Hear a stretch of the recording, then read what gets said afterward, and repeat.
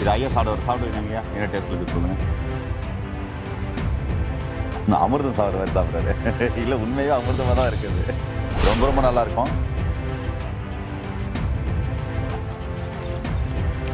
வாயில் வைக்கும்போது இனிப்பு இருக்கு, அதுக்கப்புறம் துவர்ப்பு புளிப்பு தான் லைட்டாக இருக்கு. செம்ம டேஸ்டாக இருக்கும். சாறு எடுத்து உள்ளுக்கு எடுத்துட்டு வந்தீங்கன்னா அந்த அல்சர்னு சொல்லக்கூடிய அந்த குடற்புண், வாய்ப்புண் இதெல்லாம் சரியாகவும் மலமிளக்கியாகவும் இந்த சாரை குடிச்சிட்டு வந்தோம்னா மலமிளக்கியாகவும் வேலை செய்யும். குடல் சார்ந்த விஷயங்கள் அனைத்தையும் சரி பண்ணக்கூடியது ஒரு வேளை எடுத்தா போதும். 2 டீஸ்பூன் அளவுக்கு சாப்பிட்டுட்டு வர அந்த சர்க்கரை வந்து வெகு விரைவில் மட்டும் போடும். டைப் 1 டைப் 2 2 பேருமே எடுத்துக்கலாம். அவ்வளோ அருமையாக வேலை செய்யும். இயற்கையை மருந்து சேனலுடைய மேலும் பல பதிவுகளை தெரிந்து கொள்ள இந்த சேனலை சப்ஸ்கிரைப் செய்யவும், பெல் பட்டனை அழுத்தவும். மேலும் மருத்துவரின் ஆலோசனை பெற இந்த வீடியோவில் உள்ள எண்ணிற்கு தொடர்பு கொள்ளவும். இயற்கை மருந்து நேயர்களுக்கு வணக்கம். நம்முடைய அருகில் பாரம்பரிய சித்த வைத்திய மதிப்புக்குரிய வெண்டசையா இருக்காரு. நம்மக்கிட்ட கோவை பழம், கோவைக்காய், கோவை மூலிகை கொடுத்துருக்காரு. இதுலேருந்து என்ன தேவையான மகளுக்கு என்ன தேவையான தகவல் சொல்ல போறாருன்றது இந்த வீடியோவில் பார்க்கலாம் வாங்க. ஐயா வணக்கம். ஐயா வணக்கம் ஐயா. ஐயா என்னுடைய கையில் கோவைக்காய், கோவை இலை 2மே கொடுத்துருக்கீங்க. நம்ம ஐயா சொல்லுங்க, இதுலேருந்து மக்களுக்கு தேவையான தகவல் என்ன ஐயா சொல்ல போறீங்க? காலையில வெறும் வயிற்றுல இந்த சக்கரை நோய் உள்ளவங்க இந்த கோவை பழத்தை 2 அதிகபட்சம் 3 அதுக்கு மேல எடுக்கக்கூடாது. அதிகமா சாப்பிட்டோம்னா வயிற்றால போகும். அதனால ஒரு 2 அதிகபட்சம் 3 தேக பலம் அறிஞ்சு அவங்க சாப்பிடட்டும். டெய்லி எடுத்துட்டு வந்தாங்கன்னா சர்க்கரை வந்து வெகு விரைவில் மட்டுப்படும். அதே மாதிரி இந்த காய் பார்த்தீங்கன்னா கூட்டோ பொரியலோ வச்சு சாப்பிட்டுட்டு வரலாம். இதுவும் சர்க்கரையை நல்லா கண்ட்ரோல் பண்ணும். இலை பார்த்தீங்கன்னா வந்து இதை நல்லா சாறு எடுத்து 2 டீஸ்பூன் அளவுக்கு காலையில வெறும் வயிற்றுல ஒரு வேளை எடுத்தா போதும். 2 டீஸ்பூன் அளவுக்கு சாப்பிட்டுட்டு வர அந்த சர்க்கரை வந்து வெகு விரைவில் மட்டுப்படும். டைப் 1 டைப் 2 2 பேருமே எடுத்துக்கலாம்.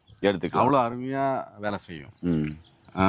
அது மட்டும் இல்லாம இந்த இலைய பார்த்தீங்கன்னா நம்ம அரைச்சி புண்ணுக்கு, சொறி சிரங்குக்கு போட்டுக்கிட்டு வந்தாலும் வெகு விரைவில் குணம் காணும். ஏன்னா அந்த ஸ்கின் டிசீஸ்க்குலாம் நம்பர் 1 மெடிசின் இது. புண்ணையும் 4 பட்ட புண்ணையும் ரணத்தையும் ஆற்றக்கூடிய அளவுக்கு இருக்கு. உள்ளுக்கு நீங்க நல்லா வேக வச்சு சாறு எடுத்து உள்ளுக்கு எடுத்துட்டு வந்தீங்கன்னா அந்த அல்சர்ன்னு சொல்லக்கூடிய அந்த குடற்புண், வாய்ப்புண் இதெல்லாம் சரியாகவும் மலமிளக்கியாகவும் இந்த சாரை குடிச்சிட்டு வந்தோம்னா மலமிளக்கியாகவும் வேலை செய்யும். குடல் சார்ந்த விஷயங்கள் அனைத்தையும் சரி பண்ணக்கூடியது இந்த கோவை இலை ஐயா.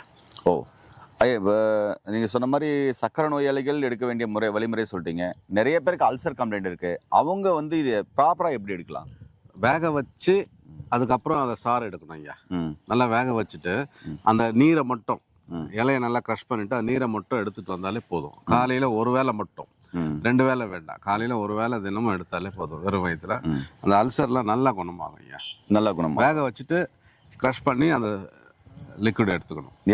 ஆமா, இதை வந்து பச்சையாவே சாப்பிடலாம். ஒரு 4 இலை 5 இலை காலையில வெறும் வயிற்றுல சாப்பிட்டாலும் உங்களுக்கு அந்த வாய்ப்புண்ணு, குடற்புண்ணெல்லாம் சரியாகும். நண்பர்களே, ரொம்ப ரொம்ப அற்புதமான தகவல் ஐயா சொல்லியிருக்காரு. இந்த சக்கரை நோயாளிகளுக்கு பெரும்பாலும் பார்த்தீங்கன்னா ப்ரோஸ்டேட் என்லார்ஜ்மெண்ட்டு நிறைய பேருக்கு இருக்குது. அதை கேள்விப்பட்டிருக்கேன். அவங்க பார்த்தீங்கன்னா இந்த கோவை இலையை ஒரு கைப்பிடி எடுத்துக்கணும்.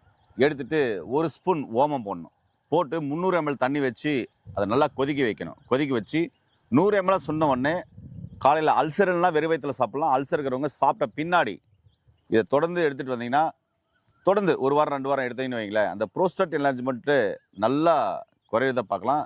இன்னொன்று, அடிக்கடி யூரின் போகுதுன்னு சொல்லுவாங்க இல்லையா, அவங்களுக்கும் இது மிக சிறப்பாக வேலை செய்யும். கண்டிப்பாக பயன்படுத்தி பாருங்கள். ஐயா சொன்ன மாதிரி இதை பச்சையாக சாப்பிடும்போது வயிறு புண், வாய்ப்புண் எல்லாமே குணமாகும். இப்போது ஐயாவுக்கு ஒரு பழம், எனக்கு ஒரு பழம் கொடுக்க போகிறேன். இதை பச்சையாக சாப்பிட்லாம். அதுவும் பார்த்தீங்கன்னா நல்லா மழை பெஞ்சிருக்கு. இந்த இடத்துல மழை பெஞ்சி இது நல்லா இயற்கையாகவே க்ளீன் ஆயிருக்கு. இது ஐயா சாப்பிடுவீங்க ஐயா என்ன டேஸ்ட் இருக்குது சொல்லுங்கள். நான் அமிர்தம் சாப்பிட்ற மாதிரி சாப்பிட்றாரு. இல்லை உண்மையாக அமிர்தமாக தான் இருக்குது. கசப்பு இல்லை, இனிப்பு வந்து ரொம்ப கம்மியாக இருக்கு. புளிப்பு துவர்ப்பு இருக்கும். லைட்டாக அந்த துவர்ப்பும் புளிப்பும் இருக்கு. இது ரொம்ப ரொம்ப நல்லா இருக்கும்.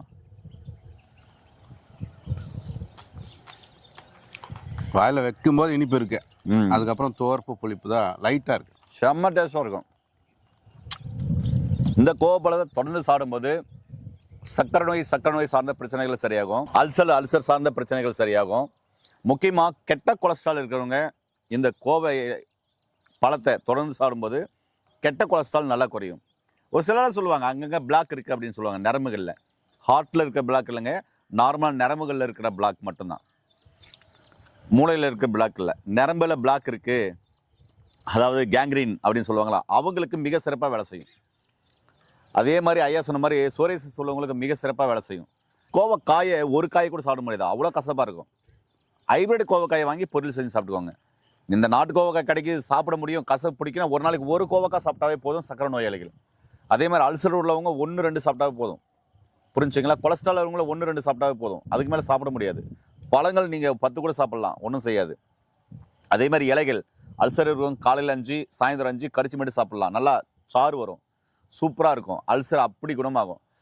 அதே மாதிரி சிறுகுடல் பெருங்குடலில் இன்ஃபெக்ஷன் இருக்குன்றவங்க, பைல்ஸ் இருக்கிறவங்க மிக அற்புதமாக வேலை செய்யும். இந்த கோவைக்காய் இலையிலையும் கோவை இலையிலும் இவ்வளோ மருத்துவ குணங்கள் இருக்குது. ஐயா நல்ல மருத்துவ தகவல் சொல்லியிருக்காங்க. நன்றிங்க ஐயா. நன்றிங்க. மீண்டும் இன்னொரு அருமையான பதிவு சந்திக்கலாம். நன்றி, வணக்கம்.